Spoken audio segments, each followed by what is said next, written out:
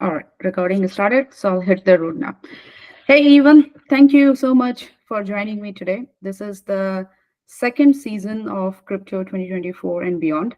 And, the agenda of this podcast is always to understand from industry leaders like you, like what is happening in the market, how to see the market. We are almost coming to the fourth quarter of 2024. We started the year with a lot of zeal. A lot of things are changing. What is 2024? Rest of the 2024 looks for crypto. What will happen in 2025? How things are changing. So we want to educate our audience more and more around the market, around what's happening in the ecosystem, how the projects are doing. Is there any learning that the budding founders like us can take from experienced people like you? So thank you once again for joining me today. Thank you, Sanghita, for having me. It's a pleasure to be here. Hopefully, you can share some experiences, and hopefully, it adds value to people listening. And thank you so much for everybody who puts their time to this. Thank you so much, guys. Yeah. Perfect. So, Evan, let me start with a very basic question. When 2024 started, there was a small bull market that we saw in February, and everyone was with a lot of zeal, right? A lot of token got launched. But what happened, we saw like, in last 4 or 5 months, most of the tokens are not doing that great. So what has changed from previous bull market to the bull market that we saw today, or can we even call it a bull market? So I don't think we're in like a real bull market right now, right? Ethereum hasn't been broken its all-time high. A lot of the value is locked in Ethereum and then Ethereum derivatives, right? So layer twos and all that, layer threes. So the idea is, right, I don't think there is like we've really reached that bull market right now. I think we're still a little bit further from there, even though we had the halving, Bitcoin has crossed all-time high. We haven't really seen retail buying in right now. And I think there's a lot of differences on a macro level, right? I mean, there hasn't been a lot of money being printed right now. So where's that buying volume going to come from? And I mean, people are way more in depth. All right, there's in depth right now, and there's just not that much retail. I work closely with a lot of the top exchanges, and we're talking the other day, like this is 5 to 8 million really strong crypto users that all the exchanges are fighting for, right? So what that means is all the tokens are really fighting for this 5 to 8 million, maybe 10 million when you count the DEXs people that are really putting all this volume. So there's not really that huge retail volume that's come in. In a bull market, when your grandma is or when your driver is asking or talking about Bitcoin, right? That's when you're in a real bull market. We are nowhere close to that. Nobody's talking about crypto right now. People, I mean, Casa NFT, right? I mean, here everything like pillows are NFTs and stuff.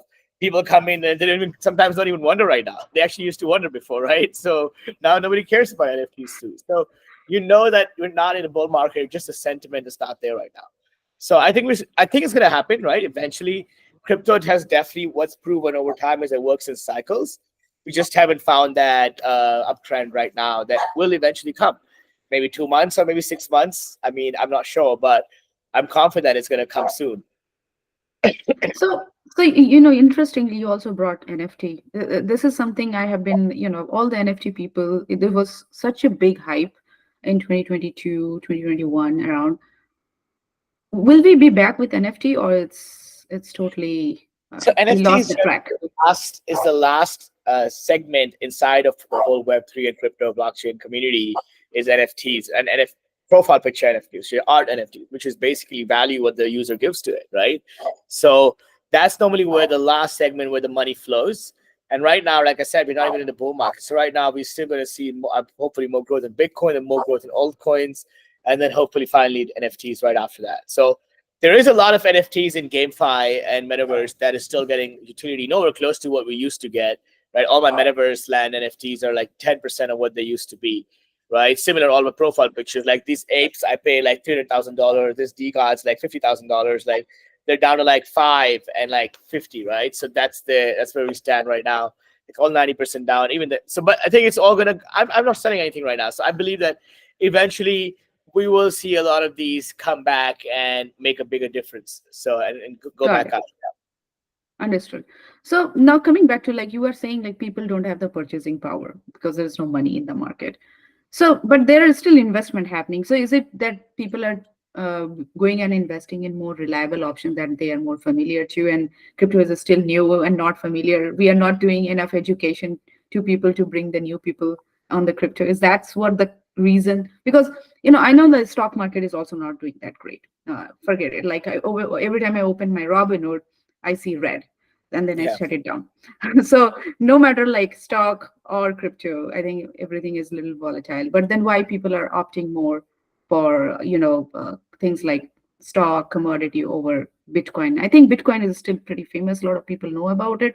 Even in after most importantly after the Bitcoin halving and then ETF, then what is missing? Is it really the money, or it's also like the trust is not there? I think it's just you to give it time, right? It's actually still one of the fastest growing asset classes by far. If you compare over a 10-year time, Bitcoin or any other asset class, Bitcoin is definitely the best growing asset class. And then if normal people don't compare altcoins, if you bring in altcoins in the picture, if you have a good pick, you're definitely much further along, 100%, right, compared to anything else. So definitely, I think because crypto is doing great. And right now, there's just a lot of interest, more interest in the traditional asset classes and also alternative asset classes, but not Web3. But I think Web3 is going to have its day, right? And like I said, I think it's very cyclical. So, and you can't if you look at the numbers and the users, that's still growing. The transaction volume, the users, like if you just forget Web3 and just look at the fastest growing technology products of all time, we went from Instagram, Facebook to like ChatGPT 5 days. Now you have things like Hamster Combat, which have like millions and millions, like in the you're growing like, and then dogs make there are mini gaps on Telegram, tap to earn, which are actually making a big difference. Like you're seeing these narratives come out. Like I personally worked with Notcoin, which is the first Telegram tap to earn campaigns. I worked on this Notcoin, and this was like I gave away 200,000 Notcoins to people. Everybody got 200,000 Notcoin just to follow me and my dog channel on Telegram, right? And this 200,000 Notcoin, when it launched, it listed on Binance, giving it so much volume and so much interest that it grew very fast. And all of these people, they all got like $2,000 free just to like follow me. Like that's how much this value was created. But it's all because Notcoin grew so fast. Everybody was on it. Everybody was using it. So Yeah. it's pretty exciting, yeah, to see how all that happened. Yeah. Do you think, like when you said like just right now, like Notcoin grew because a lot of people were using it? You think a lot of the altcoins and the projects they are launching their token, they're missing out on actually true utility, and that's why they are failing? I mean, so it's like it's the failings are mostly happening. I think it's very different reasons, right? It's not about one. And like I said, when you look at a coin, is it failure? Is it because the coin price fell down, or there's no utility for the product? There are great products that are out there that just don't have a requirement for a lot of tradings. The coins don't appreciate, right? A good example is Gains. Gains is a VC token. Mhm. So if you hold the Gains token, you get access to other opportunities to invest in, which Gains brings to you.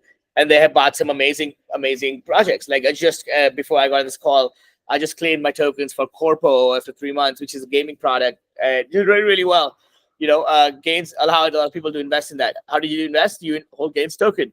Now people don't need to buy and sell this token. They buy it once, they stake it for 12 months, they join the Gains group. So there's basically no volume. So if one time somebody leaves and decides to sell, there's no liquidity and it crashes the price 50%. Somebody wants to buy, makes the price 300%. So it's like, is this a bad? No, it's just a bad tokenomics design. So a lot of the time, Mhm. it's like a crypto utility is not linked to the crypto token, right? Mhm. It's time it's a narrative play. Right now, what the real bull market, if there has been a bull market this year, is mostly in meme coins, because meme Mhm. coins have done the top marketing this year and they have gotten the most liquidity. So that's what I think. Like this year, I'm just writing an article right now today for Hacker Noon where I was talking about like this, where there has been before March 2020, there was like 2,000 meme coins in the market, right? Now there's over a million. How did that happen? Platforms like Pump.fun. So now there's over a million meme coins. We can go and create a meme coin, and we could have created 10 in the last all this time that we're talking here. So it's like that's how easy it is. Okay, I want to create a meme coin for, I don't know, dogs, cats, whatever, and I can go and create it right away. Anything that happens, you can go. And there has been people are creating meme coins for every narrative. I get approached by 3 to 5 meme coins every single day to like work with them and like promote. I don't really get involved in that, so I don't really do. But people have been making a lot of money because that's where all the liquidity is. end of the day, a lot of people Mm. who are in crypto are inherent gamblers, right? And what is Yeah. meme? It's basically gambling, but you try to find narrative that you want to go behind. And meme coin as a whole industry narrative has been the best industry inside of crypto. Even though I believe long term it's not sustainable, and industries like AI, RWAs, etc., are far more valuable and long term sustainable. Right now, majority of the volumes are with the memes. That's very interesting because memes like very less utility, more coming pumps and dump, but it is still holding a great chunk of the market. That's like very interesting over here. What do you think? Is it because better control over the meme coins, like group of people launching the meme coin I mean, and end they of the can day, control? you gotta remember, right? The average person still doesn't understand. 99% of people who are in blockchain or hold Bitcoin don't really understand what blockchain is. If you ask them to explain what is blockchain, they can't tell you. They will not be Yeah. able to explain what blockchain is. That's like most of the investors. So they don't understand what this technology does to a big extent. They are investing because somebody else told them to invest. Who does understand to some extent, right? But really, who's to say? Mm, And that's right. how most investors are. They invest when somebody else tells them to invest. That's why so many people follow influencers and stuff, right? And Yeah. that's the issue there. So meme coins are easy to understand. Like, okay, I follow Trump, buy Trump coin.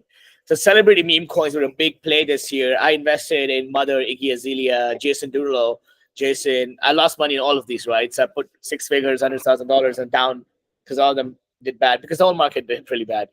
Yeah. But they are much worse because, but like Iggy has actually been working on it. But a lot of these were operated by scammers behind the scenes who like use Mm, these guys without their knowledge because they had no idea what they were getting into and pump and dump these mm, coins, right? So and then like community takeovers. So that's like there's a lot you can go into. But the idea is like there's there's different reasons why some work and there's different reasons why they don't work.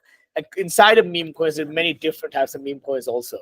But most of the time is that there is already a community behind who you can rally behind a cause. mm, And that's how most of mm, these coins operate. And they're mostly short-term causes. Whatever is trending in the mm. market right now. Tomorrow an accident happens or a plane crash happens, people will make a meme coin out of it. Literally, whatever is trending. It doesn't even have to be a positive thing. So that's how much the market is right now. So Got it. it's yeah, it's pretty interesting. But Yeah. that's what it is. That's what the people want. So yeah. So what do you think, like, with the regulation and stuff, like there's a lot of enthusiasm, and I can share a little bit what I think the US sentiment is. I think both the government probably wants to make things a little simpler, uh, who are contending for the next election. But how do you see the US election impacting the entire crypto market overall? So I think if Trump wins, there's definitely a much bigger win for positive, not just for crypto, but all of business, all of capitalism in a way. Trump is a capitalist himself. He understands that, right? And I think that's really, speaking of Bitcoin Nashville, I was invited there to have dinner with him, mostly because I'm in crypto, right? That shows me that he's really serious. Why would he invite somebody like me? I'm not even from the US, but because I was Yeah, relevant in crypto, I got to invite, right? So it's yeah, like it was pretty interesting to see that. And like we're not seeing that from the Biden and Kamala team, right? So I mean, for me, it's like, yeah, it definitely. I think there are.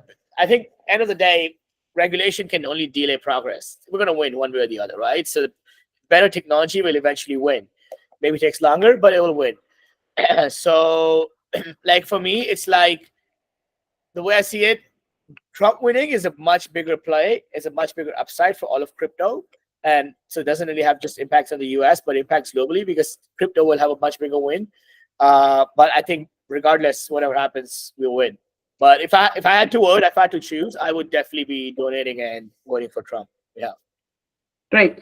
I think overall the sentiment for from the crypto community is Trump, but we have to see till next year January to see what happens. I think the results will be out later this year, but whoever wins will take the chair next year January. So we'll have to see wait till January next year. So here's an interesting. I've been doing a lot of this podcast for quite some time, and I spoke to the CEO of BitMEX, and he brought a very interesting point. He said, he has been talking to a lot of people, and Bitcoin is very overpriced. So, it will remain one of the commodity, most famous commodity or security or alternate asset to be where people will invest.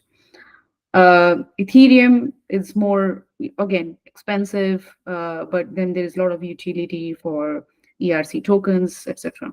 He said if we go and expand on payments, Doge has a high potential to be used as a payment crypto worldwide, because it's close to a dollar. It's not super expensive. It is relatively stable.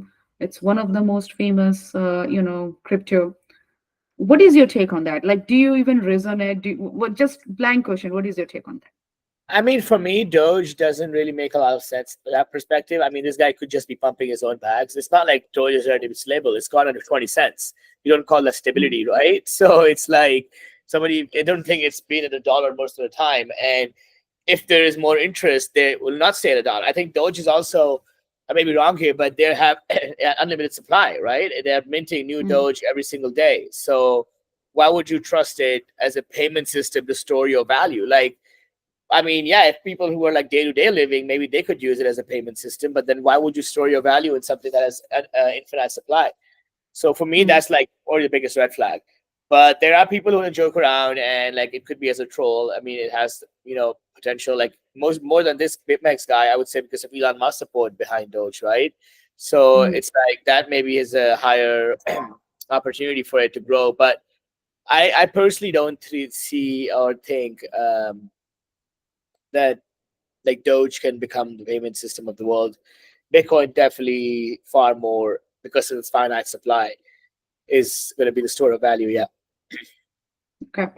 And so you believe like Bitcoin can be the most famous payment methods. So we'll be paying for coffee using Bitcoin. I know in Dubai we already do it. Oh, when I Just was one in or El two countries. Salvador, I paid with my visa the minute I landed with Bitcoin. I paid my hotel with Bitcoin, my what I ate, Nice. like pizza with Bitcoin, everything I paid there was with Bitcoin, my room service, Perfect. extra. Yeah. So it was yeah, you can do that in many places. And I think it's only a matter of time. I mean, for me, I have all my credit cards on a crypto card, right? So it's like I basically pay from Bitcoin every time I swipe. I it's like I pay for my Bitcoin card. So it's like it's taking money from my wallet. So it's like there you go. Yeah, Ah, nice. Satoshi Express. Yeah.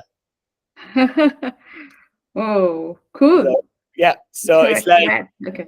yeah. So it's like I just spend my crypto, and then even my other cards like my bank accounts also are funded by my is like for my most of my current cash flow comes from my crypto investments in the past. So it's in a way, even though I have to like turn that into fiat, it's still crypto only. It's just you have to go through a hoop if the ramps are being built. So it's really up to people how I'm somebody who has a lot of cash flow from the Web3. Then I turn it into Mm, fiat. So it's not hard to live purely on Bitcoin in a way. I bought yeah, so much property around the world in Bitcoin. In Zanzibar, I bought a massive property in Dominican Republic, in Mexico. I've all bought property with crypto directly.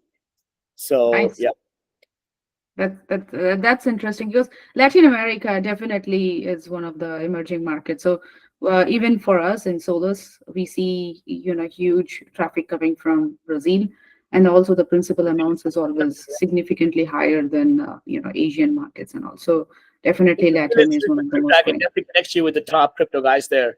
I'm very close to them. So yeah, Yeah. Brazil is definitely one of the big crypto markets without doubt. Yep. Okay. Cool. So now from crypto, let's switching a little bit because I know you have been a VC. You have been also helping a lot of founders for quite some time in the Web3 ecospace. So let's switch to Web3. Uh, so many projects trying to solve problem with technology, blockchain, very less users. What is the future of these projects? Uh, like a lot are struggling. There is no fund, and more than fun, I'm still thinking, are we ahead of time because there is no usability that actual users are able to understand. So how do you see this ecosystem? Are we 3 years, 4 years away from more mass adoption of Web3? Are we like what's the timeline looks like? The question I'm asking is because when 2021, when we were actually booming, Web3 was boom, NFT was boom, a lot of entrepreneurs, a lot of investors, they were like, web 2, after web 2, the biggest thing wave coming, dot com boom, has gone after that. The next biggest, innovation and wave is Web3.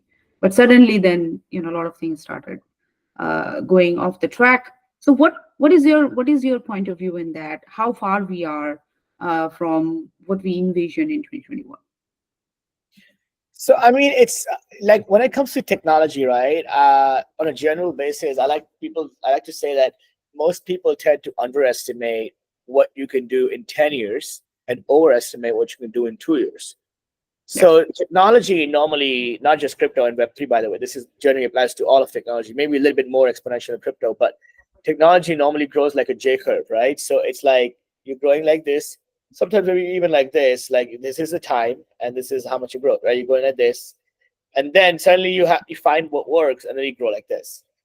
So it's like you get this mass adoption really fast. You don't know when it comes, right? In a way, because in most industries and businesses worldwide, like look at food, you have to cook a pizza to eat a pizza. Clothing, you have to make a jacket to wear a jacket, right?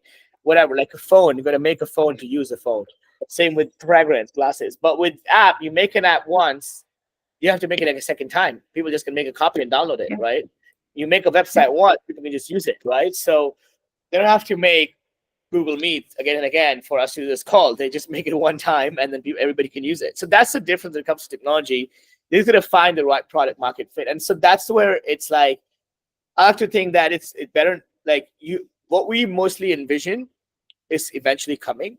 And we are seeing a lot of growth. We are seeing a lot of adoption in terms of maybe a lot of predictions were made. Oh, because it would have been $1 million. We're not there obviously yet, yeah, right? But I still think that we have made a lot of progress, and there has been, in terms of regulation wise, the ETFs are finally out there. Institution money is able to buy in. Is ETFs good for Bitcoin? That's another discussion altogether, right? It takes away, it's basically a derivative, right? So, but generally, like institutional money can come in, right? So I think that's the main thing with Web3 right now, that the adoption is there and more products are being built. Deepin is a huge application, right, of Web3, yeah, where real hardware applications have come into the picture, which are connected to a decentralized database and a marketplace that's built around. So I think there's definitely that adoption happening, and there's definitely that growth happening. And that's why I think there's like just actually I think there's too many projects right now that are out there in a way in yeah. the Web3 space. That's what That's sometimes right. that's why I think the liquidity is spread too far out, because there's too many people who are trying to do something in Web3 sometimes. So that's like another opinion that I also have is to look at it. So yeah. Okay. So what is your advice to the founders who are building right now? I mean, my advice would be, right, in Web3, there's two ways is you can create value. Is one, you can actually create value for others and then money and byproduct success of that. In Web3, you can generally create value once, but you can build derivatives around it, then take loans around and yield it and restake it. And basically, you can do a lot of things that can grow really fast if you can crash a narrative. So you got to understand what's the strategy you want to take. If you're building something for the long term, you're building something for the short term. Both has a very different outset and a different mindset to approach those. But once obviously they both require a different process also. The best strategy is to go long term, build something which creates value for others and users. And Yeah, eventually, when the market comes, you will have the highest upside. The projects which yeah, create the most value or have the most users tend to do the most well in a bull market, right? yeah, Right now, the memes are having their day, but eventually, I believe DeFi and RWAs and GameFi and AI are the ones that are going to be the best performing industries in Web3 generally.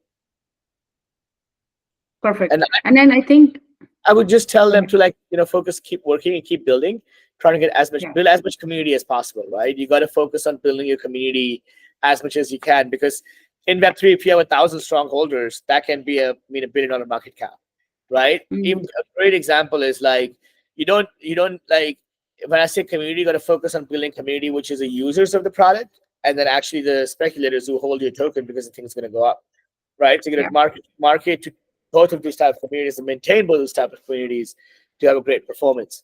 For example, like GameFi is a great application for Web3 generally. yeah, Countries yeah, like Philippines and Vietnam, and like there's hundreds of thousands of people, millions of people playing GameFi products, earning skins and selling it to people in the richer parts of the world. And like Axie Infinity was played by like 5% of the population of like Philippines. So it's like it's a great application, but then you also got to remember there's like all these 200 other GameFi projects also that people are invested in. I have invested in over 150 GameFi projects. I've been an advisor for some of the leading GameFi projects. Nakamoto Games, Corpo Games, Citus. Like I've been advised. These guys all raised tens of millions, and they've all done really well. Like 50, 100x in the peak bull. And then went through a bear and still survived another bull and doing great. They're all like from 2022 to 2021. Right. So it's like the idea is like, but people like me, I have so much of the tokens because I'm also an advisor. I'm like, I hold so much of the supply that if I sell, it can move the price like significantly, right? And also Yeah. like me, there's other whales you would say who I buy, but this is like just an example I'm also, but I buy tokens from so many projects. I have like over 600 private sales I've invested in. So I have all these Mm, tokens I hold, and sometimes I'm buying a lot, so I'm holding a big supply of the token. Like from my KOL mm, capital, like we did over $1 million in Mystico, was we own multiple percent of the supply. Partici also mm, we invested over 1 million. So the idea is right when you hold so much of the supply, but I'm not using any of these products. I'm not yep. actually playing any games. Out of 150 games Yep. I've been playing, I don't play any of them. But Yep. I'm also the one who's keeping the high market cap because I'm holding my tokens because I believe eventually they will reach that adoption. These games are not with billions of dollars in market cap. They're not creating that much value. Let's be real, right? I mean, they're not bigger than some of the biggest brands that are out there. They've been there for centuries. So it's like that's the thing you gotta understand when you market, that you gotta find those strong community holders and also those users, and then you gotta market in a way that these both come together in the best way possible. Perfect. I mean, I do understand what you're saying. Like, for founders like us who are building now, it's very important to keep building and focus, rather than getting distracted on what's going on in the market, because you never know. There is always a small bull, even if you don't call it bull, and then you get some users. But the one point that, when you are talking about community, is my personal experience when I started in Web3. Like, try to making sure to build the right community with the user is important rather than just on the airdrop, because I've seen a lot of project in the name of community, they just start attracting airdrop and then you don't have users, so either your Yeah, token is successful on the launch but then it just goes away. yeah. So I mean, airdrops mostly are like Ponzi, right? I mean, but right now that's Yeah. what liquidity is. That's what most people want. End of the day, the model Yeah. works right now. Airdrop Yeah. campaigns is the number one way to grow your community when it comes to pure numbers. Is the community valuable? Probably not, right? I was Yeah. talking to, like I said, the top sexes. Right now, the best performing projects are all the airdrop projects. What are these not coins? What are these dogs? What are these hamster combat? They're basically airdrops. You have to do it. You have to tap. You don't have to play. You just have to tap to earn. But that's what you do, and you earn these tokens. And you invite your friends, and you earn tokens. So everybody invites everybody else, and they just keep getting. A user is somebody who joins the app once and taps one time. That's a user. That's not really a valuable user. And most of the people who join this are running chasing free tokens are the people with the lowest purchasing power, the least valuable users, because they're Mm. not the ones who are actually going to be bringing in most of the buying volume or can make a big impact, right? They are valuable in terms of number of users, and it's if you can show that kind of a community. I mean, it worked, right? Notcoin launched, and if you were able to buy Notcoin early, you would have done great, and you would have made a couple Yeah. thousand dollars, which is a lot of money. Let's be real. For over half the Yeah. world, for 50% of the world, they don't make more than $500 to $1,000 a month. So for them, if they can do this, if that's wonderful. So Yeah. in a Yeah. way, it's like that's the upside there. The airdrop gets you the users. Now, is it valuable for your product? Are they going to actually use your product? Probably not, right? Yeah. But Yeah. does the model work right now? It's the one where it's one of the other things that it's in a way it's also a meme. These all these tokens are basically dogs and cats and hamster combat, and these like they're all dogs, like they're all basically memes. They're like where most of the liquidity is, and they're the best performing launches. Two of the Binance launch pool were all tap to earn, Yeah. Notcoin and dogs, and they both did Mm. really really well. Mm. So I was going to, so this is my last question, and I was going to ask you, if you have to give five, 4 or 5 tokens to invest, what would be that? But I think you are anyway recommending meme. So I'm just changing my question. Like, what are I meme would coins if recommend. someone has to invest, should invest? So what? Sorry, what meme coins you're saying? Yeah, I just changed my question because you are anyway saying like this is the time for memes. So it's No, like, I'm what not meme saying coins that. So maybe that's come up the wrong way. I don't. I personally, memes are less than 5% of my portfolio. Even today, I invest mostly in quality projects, long-term plays, because I'm that kind of Yeah. investor. What I'm talking about is what the market is happening right now, Hmm. where liquidity Hmm. is in the market. Most people are not long-term players. I'm investing with a 5-10 year horizon, right? I can hold that because Yeah. I'm already at a point where I have all these investments in cash flow. I don't have to worry about making money tomorrow. So I'm a different type of investor. Most people are investing in memes because that's what they want, and that's where the market is right now. Was it up to me? If it up to me, I would rather be. I talk about projects like I said, RWAs, GameFi, and actual Yeah. utility projects, not so this. So for that's what I believe it is. Like best projects that for which I recommend. I would tell people to first get some Bitcoin. That's Bitcoin you buy and store long term. Once you have that, then you can start getting into the L1s. Which is like get some Solana, get some Ethereum, get some Avalanche, get some different protocols. Then you can start building a DeFi and metaverse. Look at the projects you like and GameFi projects and RWA projects. So spread your portfolio, diversify a bit, and get involved in the community, right? Like, and get involved in projects which interest you. And once you try to understand what all these things are, why they are better than the current model way of doing business, I think you will already show a lot of interest and you'll find what you like. But that would be my advice.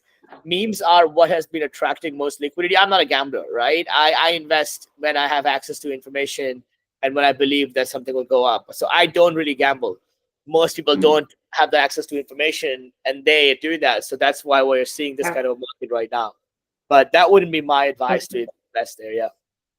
Perfect. And I think that totally makes sense. I mean, investors like you, we definitely need more investors like you in the ecosystem to, think about the ecosystem more long term. And I understand like small investors, especially, from developing countries, they definitely need quick returns. So that's where the ball game is all happening. So thank you so much, Yvonne, for your time. That's all questions I had. And I definitely think, you shared some great points, and that would be really, really helpful for the community to listen in and learn from this chat. Thank you so much. Thank you. Thank you so much. And yeah, I mean, anybody listening in, thank you so much for your time and really appreciate it. And if anybody wants to reach out, you can always go and follow me on Instagram and Telegram and Twitter at Evan Luthra, and feel free to reach out. Thank you so much. Really appreciate it, Sanghita. And yeah, all the best and to the moon, guys. To the moon. All right, let Yeah. me just stop recording.